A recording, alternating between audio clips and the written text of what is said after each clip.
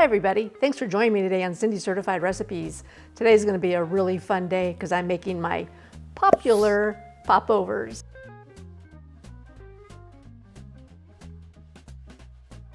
And you're not going to believe how easy they are for this stunning no-knead bread. And they're going to be super crispy on the outside and just lusciously soft on the inside. And they're so good and so easy, you can make them anytime you want. You won't believe that they just all come together in a blender. And so with that said, we're going to get going on our popular popovers. And we're going to start by adding 4 eggs to the blender. And I got to tell you, when I make popovers, or I'm an ingredient snob, so I like to get the best ingredients I can, if I can. And so one of those for these, because of the color of the interior of these, is going to be so golden and delicious. And we eat with our eyes, right? That I'm going to be using blue eggs. And sometimes you can find other eggs that aren't blue that have the dark yolks, but these are always reliable for that. So if you can find them, use them for this. So we're going to start cracking those in there.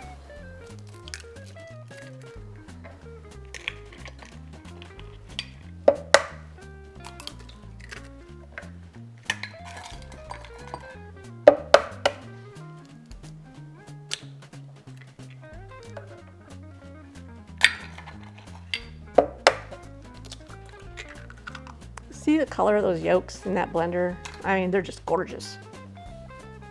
Okay, and now we're gonna use 1.5 cups of whole milk. You don't have to use whole milk, but if you guys know me, you know that's all I ever use. It just has that richness and body. So you don't have to, but you know I do.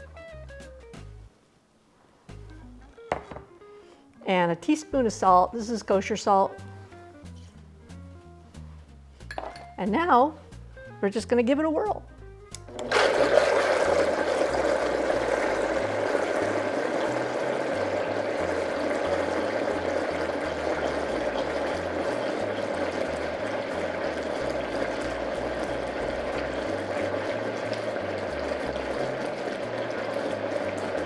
All right, that's all that needs. And now we're going to add 1.5 cups of flour.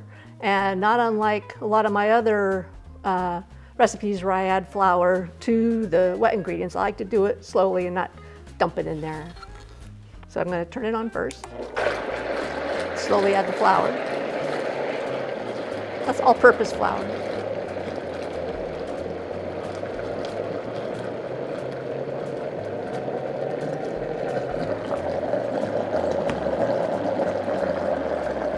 Let that go just a little bit.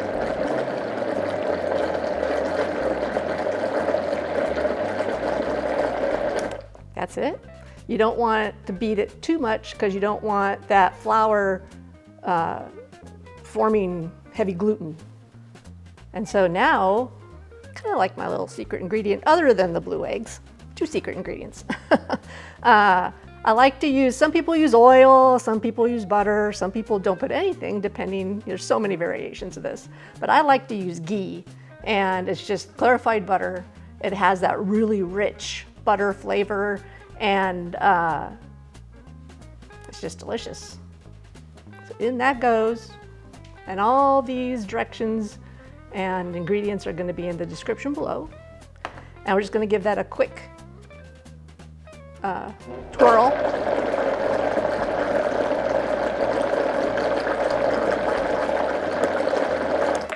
That's it. How easy is that? So now I'm going to let this sit an hour.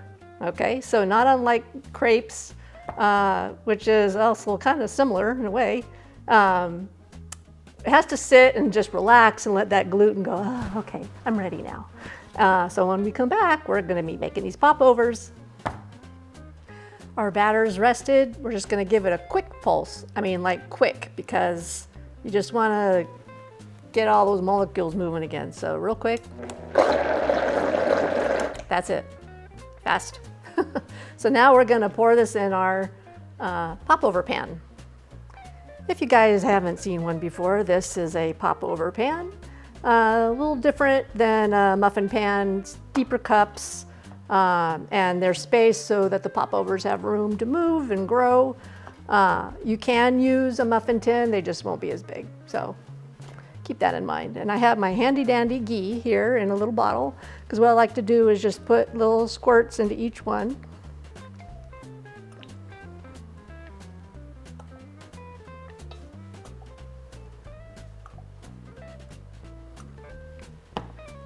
And then just brush it around the sides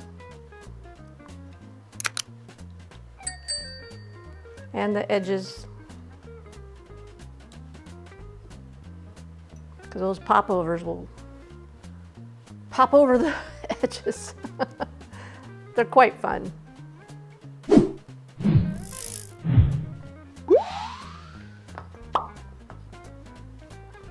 And I got the oven preheating to 375, which is already there. And so we're going to try and evenly pour our batter into the cups. Ugh. Let's start with the far one.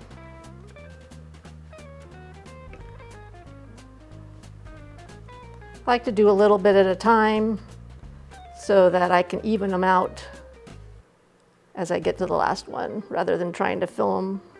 You want them pretty full because that's how you get the nice tall popovers.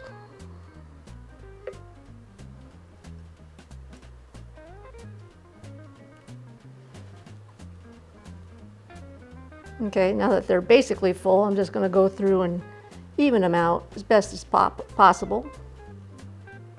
Poppable. Everything's popped today. And just FYI, you can actually let this batter sit longer than an hour if you're busy. Just make sure that if you put it in the fridge, because it's sitting longer than an hour, that you get it back to room temp before baking. All right. All looks nice. And now we're gonna mark them with C and pop them in the oven for you and me.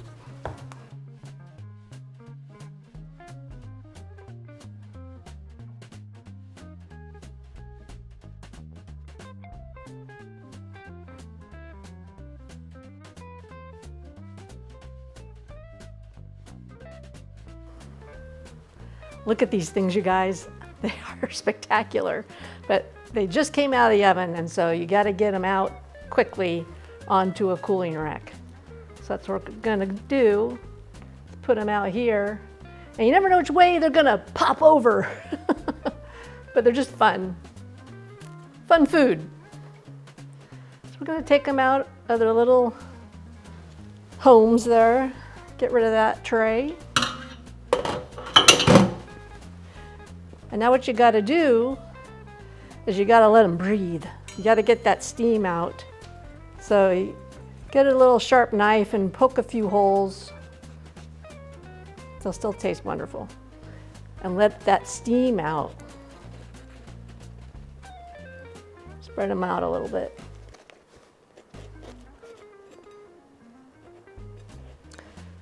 Because otherwise they'll get soggy.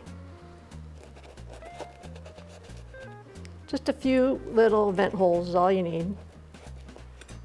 That simple. Now when they cool, they'll retain their shape.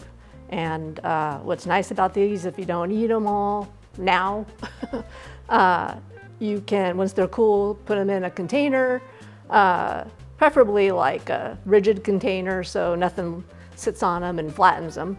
And then when you want to eat them, if you just don't want to eat them right out of the container, crisp them up. You can put them in the oven on a cookie tray, about 350 for 5 to 7 minutes, really fast, and it makes them like all brand new. So, which one should I eat? Okay, let's go for this guy right here. So, look at that, you guys. Spectacular. Crispy on the outside, this really soft, luscious stuff on the inside.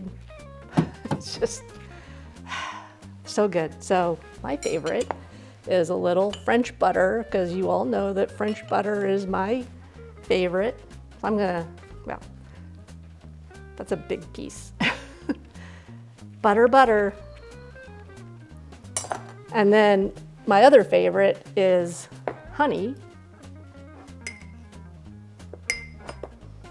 So just let that drizzle down on there.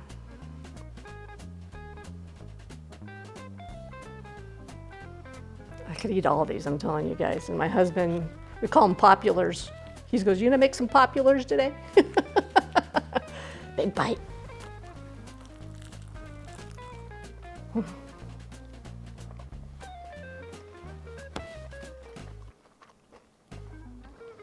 It is just utterly delicious. And you saw how ridiculously easy they are. And I mean, not only are they great for every day, but they're just stunning on a holiday table. You can open them flat like this and put tuna salad in there, chicken salad in there. My particular favorite, I'm telling you guys, is you make this into a turkey open-faced sandwich after Thanksgiving or whenever you make a turkey, and you put your stuffing and your turkey and gravy on top of that and eat it with a knife and fork. It is to die for. So keep that in mind during the holidays. Spectacular, easy. That's what you want during the holiday season. So thank you for watching. Please give me a like and a thumbs up, and check out all my playlists, because I know you will find something you're gonna love, if not a ton of things. And we'll see you next time on Cindy Certified Recipes.